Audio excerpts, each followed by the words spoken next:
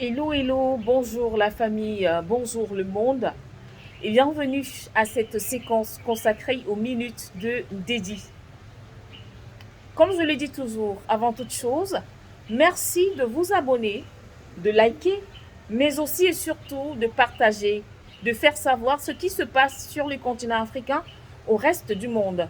Partagez ce qui est bien, partagez le combat, encouragez justement cette jeunesse panafricaine qui ose aujourd'hui décrier, dénoncer justement les faits mauvais, les faits malsains par nos oppresseurs. Aujourd'hui encore, ils ne s'en cachent plus.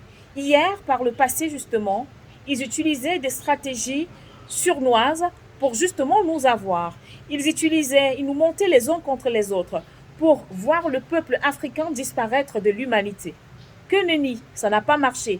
Malgré effectivement les difficultés, malgré les guéguerres, malgré les conflits intercommunautaires et bien sûr interpays, la jeunesse d'aujourd'hui a décidé et a fini par comprendre que seuls unis, nous pourrons aller très loin. Seuls unis, on pourra justement vaincre l'impérialisme. Seuls unis, on dira totalement non à l'esclavagisme, qu'il soit économique ou encore l'esclavagisme humain. C'est terminé. L'époque justement où nous étions des bénis oui-oui, c'est terminé cette époque, elle est totalement révolue. J'ai commencé mes propos par là. Pourquoi?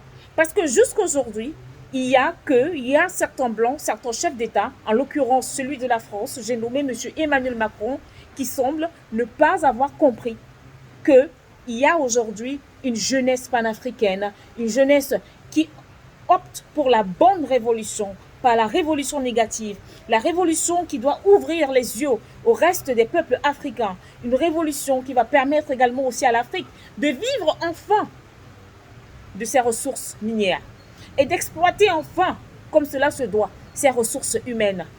Parce qu'il y en a marre de se faire exploiter, de se faire piller, surtout de se faire humilier par un peuple qui n'est pas les nôtres.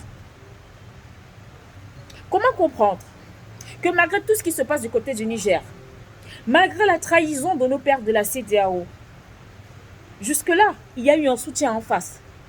Le plan mis en marche n'est pas en train de suivre justement la trajectoire déterminée depuis l'Élysée, qui a atterri du côté bien sûr d'Abuja, chez le président en exercice de la CEDEAO, qui n'est autre que le président du Nigeria, M. Bola Tinubu. Face justement à une résistance du Niger et bien évidemment ses différents alliés, je pense au Mali et au Burkina Faso, qui ne se sont pas cachés, qui dès le premier jour ont affiché leur intention de soutenir le Niger, coûte que vaille. Nous n'oublions pas également cette force que j'appelle, cette arme fatale qui n'est autre que le peuple nigérien, qui tous les jours, dès que cela se peut, ou dès que l'occasion se présente, descend dans les rues et va manifester, que ce soit devant l'ambassade de France, à Niamey, ou encore à la base militaire. Même dans les villages, il y a des manifestations. C'est la preuve que la France est désormais persona non grata au Niger, après le Mali, le Burkina Faso. Et qui sait, peut-être demain, ce sera la France. Le Tchad, autant pour moi. Peut-être demain, c'est le Tchad qui prendra également le chrono pour dire stop à l'ingérence française. Comment comprendre, chers frères, que malgré le refus, la témérité des nouvelles autorités nigériennes, que le président Emmanuel Macron se permette de dire que son ambassadeur va rester au Niger. Il doit rester là-bas. C'est forcé. On ne veut plus de lui. C'est forcé. Attendez, je veux comprendre. Est-ce que c'est forcé? Est-ce qu'il peut dire qu'il ne prend pas en considération les décisions qui sont prises par les nouvelles autorités? D'ailleurs, il ne les reconnaît pas comme étant les autorités du Niger. Le seul président, à son sens, c'est Mohamed Bazoum, président déchu, chassé, détesté par le peuple nigérien. C'est lui là, le président de la France. L'ambassadeur, on ne veut plus Sylvain Ité. Vous dites que non, Sylvain doit rester là-bas. Il reste faire quoi là-bas? Vous pensez piéger les Nigériens, pensant qu'il sera victime d'une agression ou d'un assassinat? Détrompez-vous, il sera bel et bien en vie et en santé. c'est lui-même qui vous demandera de quitter le Niger.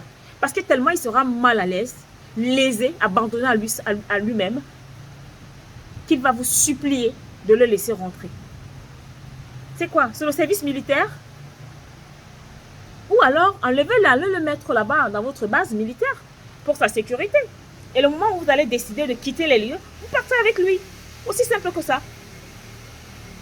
Mais alors, ce qui m'a tué, ce qui m'a tétanisé, c'est le discours du 28 août. Il y a un bout là, où Macron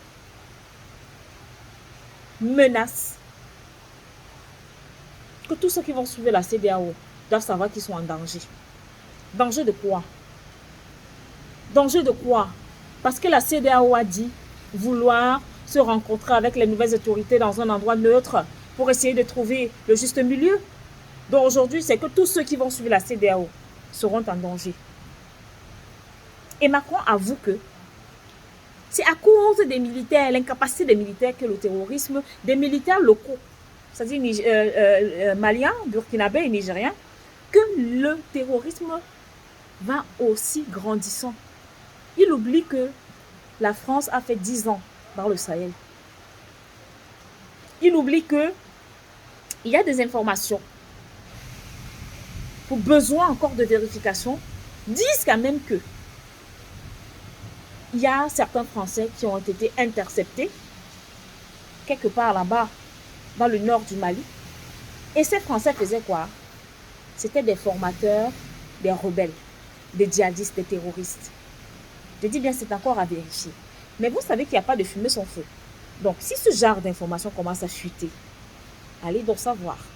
Et allez aussi savoir pourquoi est-ce que depuis que le Mali demande une audience au Conseil de sécurité de l'ONU pour apporter les preuves de ce que c'est la France qui est à l'origine du terrorisme, du trouble de l'insécurité au Mali et dans le Sahel, pourquoi est-ce que le Conseil de sécurité refuse d'accorder ce petit temps au Mali?